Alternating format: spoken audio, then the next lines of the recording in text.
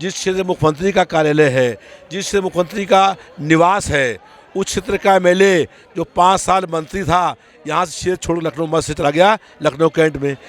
रविदास मल्होत्रा यहाँ पे लोगों से जनसंपर्क कर रहे हैं, लखनऊ मध्य से अपनी मजबूत दावेदारी पेश कर रहे हैं और हम बात करने की भी कोशिश करेंगे कि क्या कुछ पैगाम लेके जनता के बीच में जा रहे हैं और क्या रिस्पांस मिल रहा है। जिस तरीके से इनका जो काफिला है वो हुजूम है, वो जैसे जैसे आगे बढ़ रहा है काफिला और बढ़ता जा रहा है, मजबूत होता जा रहा है। इस बार जो कहीं ना कहीं लखनऊ मध्य से अपनी एक प्रबल दावेदारी पेश कर रहे हैं और जो कैंडिडेट हैं ये इससे पहले भी जो समाजवादी पार्टी के कैंडिडेट हैं इससे पहले भी एमएलए रह चुके हैं लखनऊ मध्य से, हम बात करेंगे। और ये जो अपनी योजनाएं हैं, अपना घोषणा पत्र है, वो युवाओं को बता रहे हैं कि जो हमारा घोषणा पत्र है युवाओं के लिए क्या क्या चीज़ें उसमें बताई गई हैं, क्या क्या चीज़ें उसमें मुहैया हैं, कौन कौन सी चीज़ों पे हम काम करेंगे, ये सारी चीज़ें जनसंपर्क करके लोगों तक पहुंचा रहे हैं। हम भी इनसे कोशिश करेंगे कि इनकी योजनाओं पे और क्या रिस्पांस मिल रहा है लोगों का, उस पर बात करेंगे। रविदास मल्होत्रा हमारे साथ मौजूद हैं, लखनऊ मध्य से अपनी प्रबल दावेदारी पेश कर रहे हैं। हम इनसे बात करेंगे कि जब लोगों के बीच में आप अपना पैगाम लेके जा रहे हैं, लोगों का क्या रिस्पॉन्स मिल रहा है।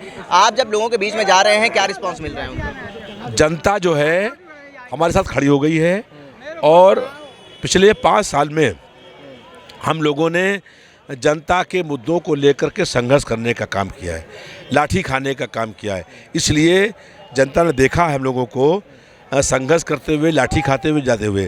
प्रदेश की जालिम सरकार ने 5 साल लगातार जुल्म अन्याय करने का काम किया है। ऐसी घटनाएं हैं, उदाहरण समझिए, एक विवेक तिवारी जो एप्पल कंपनी का मैनेजर था, अपने ऑफिस से अपने घर जा रहा था, उसको एक ट्रैफिक के सिपाही ने हाथ दिया और हाथ देख नहीं पाया, इसी बात उसको गोली मारने का काम किया और उसकी हत्या हो गई।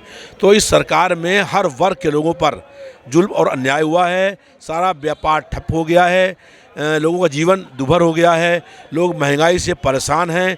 इतना ज़बरदस्त गुस्सा लोगों के अंदर है जनता के का कि सरकार के लोगों जो है कि भाजपा की बात भी पसंद नहीं है। और उसका हम आपको उदाहरण दें, उसका प्रमाण दें आपको कि जिस क्षेत्र के अंदर भारतीय जनता पार्टी का कार्यालय है, जिस क्षेत्र में मुख्यमंत्री का कार्यालय है, जिस क्षेत्र मुख्यमंत्री का निवास है, उस क्षेत्र का एमएलए जो 5 साल मंत्री था, यहाँ से क्षेत्र छोड़ लखनऊ मध्य से चला गया लखनऊ कैंट में। इतना प्रमाण ही काफ़ी है कि भारतीय जनता पार्टी ने कहीं कोई विकास का काम नहीं किया। अगर विकास का काम किया होता तो क्षेत्र चेंज करने की अवस्था क्या थी। जनता हम लोगों से पूछती है कहाँ हैं, हमने कहा हम चले गए कैंट से, नहीं है, कभी आएंगे यहाँ पर। न कि 5 साल में हुआ है और ना जनता के बीच कभी रहे, ना काम सुना। बुरी तरह जनता परेशान है समस्याओं को लेकर के। हम लोग सरकार में आएंगे, जनता के जो हम लोग वादे कर रहे हैं उन सारे वादों को पूरा करने का काम करेंगे। हम क्षेत्र की बात करें, आपने क्षेत्र की बात करी, इससे पहले भी आप इसी क्षेत्र से विधायक थे, लेकिन इस बार जो थे वो ब्रजेश पाठक थे। क्या मतलब उन्होंने कार्य कराए हैं, क्या जनता का कहना है और किस तरीके से, अगर नाराज़ है तो क्या नाराज़गी है उनकी? देखिए, 2012 में हमने भारतीय जनता पार्टी को 24,000 वोट से चुनाव हराया था। 17 में कांग्रेस पार्टी से गठबंधन हो गया। गठबंधन होने के बाद राहुल गांधी जो पार्टी के राष्ट्रीय अध्यक्ष है, 29 जनवरी 17 को मेरे लिए वोट मांगते हैं और 30 को हम नामांकन करते हैं। लेकिन 31 तारीख को, एक दिन के बाद, कांग्रेस पार्टी ने अपना प्रत्याशी खड़ा कर दिया, जिससे जनता में भ्रम पैदा हो गया और कांग्रेस और भारतीय जनता पार्टी ने साजिश करके चुनाव हमको हराने का काम किया था। लेकिन उसके बाद भी 2012 से जो जीते थे हम 24,000 वोट से, उससे हमारे वोट 14 और बढ़ गए। तो लेकिन थोड़े वोटों से हम चुनाव हार गए। लेकिन जनता को ये एहसास हुआ कि ये कहीं ना गलती हो गई, जनता हमारे साथ खड़ी हो गई है।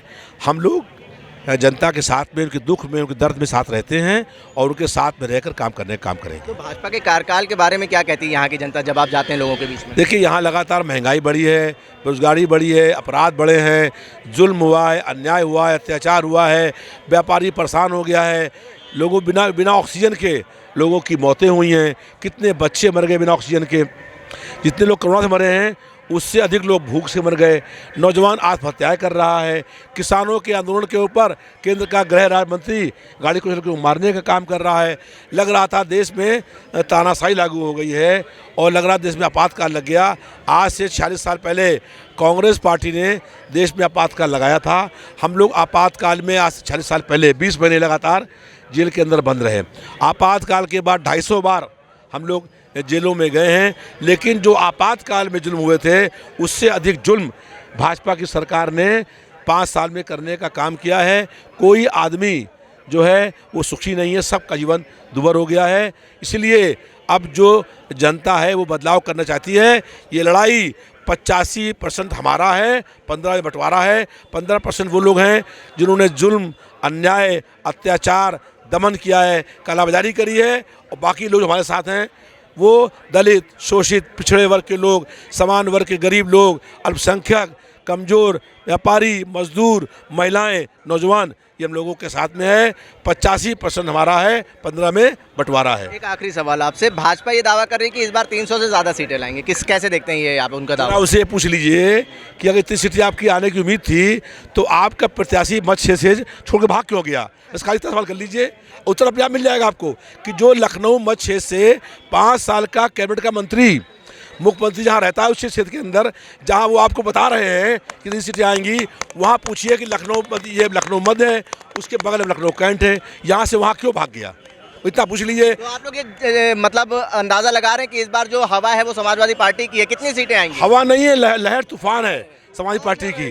कितनी सीटें आ रही समाजवादी पार्टी के उत्तर प्रदेश में? हो सकता है कि भारतीय जनता पार्टी का पूरे प्रदेश में एक सीट भी ना आए और अखिलेश यादव जी बहुत बड़े बहुमत के साथ 10 मार्च को प्रदेश के मुख्यमंत्री बन रहे हैं।